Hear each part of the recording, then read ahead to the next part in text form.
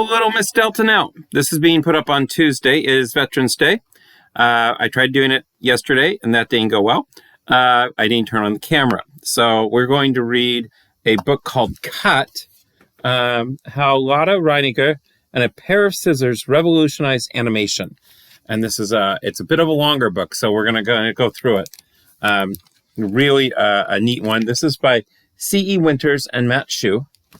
And it's about a woman in Germany. So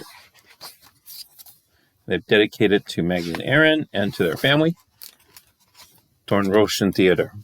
When Lotte was little, movies were new. Her grandmother took her to the theaters of Berlin, Germany. They watched movies that were silent but filled with magical sights. Up on the screen, characters vanished in puffs of smoke. Villains changed their appearance in a blink of an eye. Objects and scenery moved about as though alive. I want to make this type of magic, thought Lotte. She didn't know anything about making movies.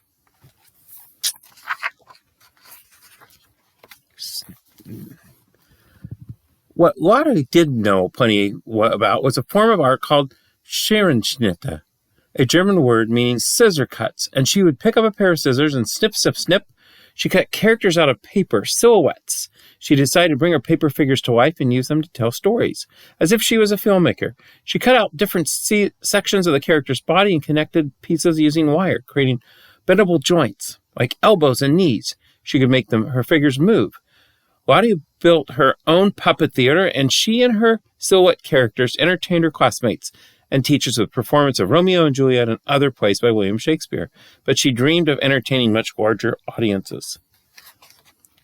And your great-grandmother had that skill, and she made a beautiful Christmas tree that I have tucked away and take out every now and then.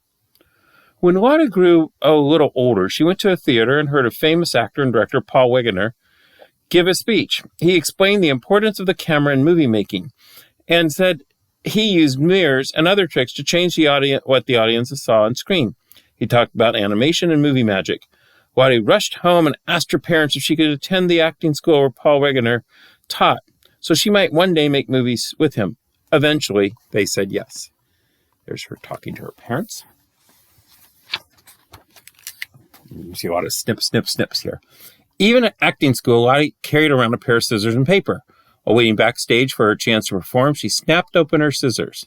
She cut out silhouettes of the actors, striking dramatic poses on stage. She showed her artwork to Mr. Wegener, hoping he would see that she was talented enough to make movies. Sure enough, her plan worked. Mr. Wegener asked Lotte to cut words and pictures out of paper to appear between scenes and help tell stories in his silent films. Lotte became part of his movie-making team, but she wanted to learn and do more. And here we got mice moving about, right? Pretty cool. They're on the sausages. That's not good. Or on the vest. Next, Mr. Wegener taught Lotte about stop-motion animation, a camera trick that made objects look like they were moving. In an old German village, Lotte placed fake wooden rats on a cobblestone street. She hid in a cellar where a camera operator took a picture of the rats. Then she crawled back out to nudge the little rodents a fraction of an inch forward. She hid again. The camera snapped another picture. Lotte repeated this process over and over for hours. Move, stop, move, stop. In the finished film, all the pictures of the rats flowed together and created the illusion of movement on the screen. The wooden rats appeared to scamper across the road just like real rats. It was movie magic.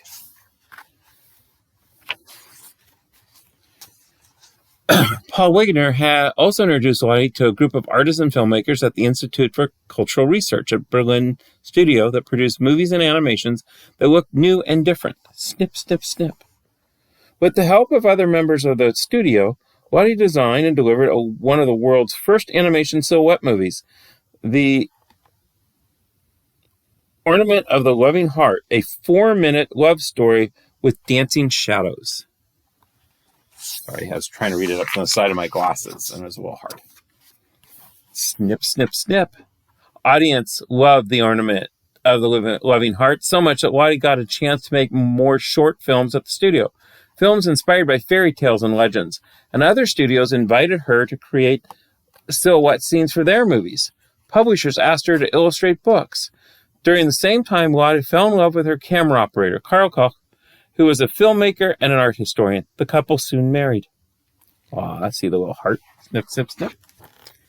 One day, a banker in support of the arts named Louis Hagen observed Lotte working in the studio. He asked, "Would you do a full-length silhouette film?" "I don't think one can do that," said Lotte. "Animated films are supposed to make people roar with laughter, and nobody has dared to entertain an audience with them for more than 10 minutes. "Well, I'd be interested," said Mr. Hagen, and he gave Lotte enough film to create a movie that would run well over an hour long. He also offered her a room at his home for use as a studio. Snip, snip, snip.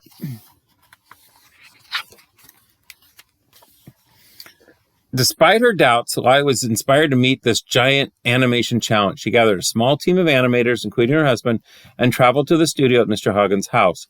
She sketched and mapped out ideas. Lotte cut silhouette characters and scenery from sheets of lead and black cardboard.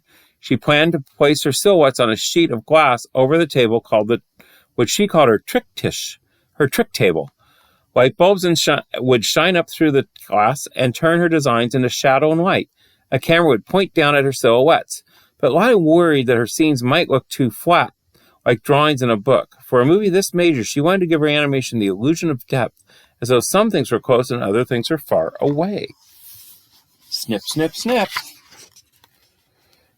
To solve this problem, Lotte designed a wooden tower that allowed the camera to gaze down on her table from several feet above.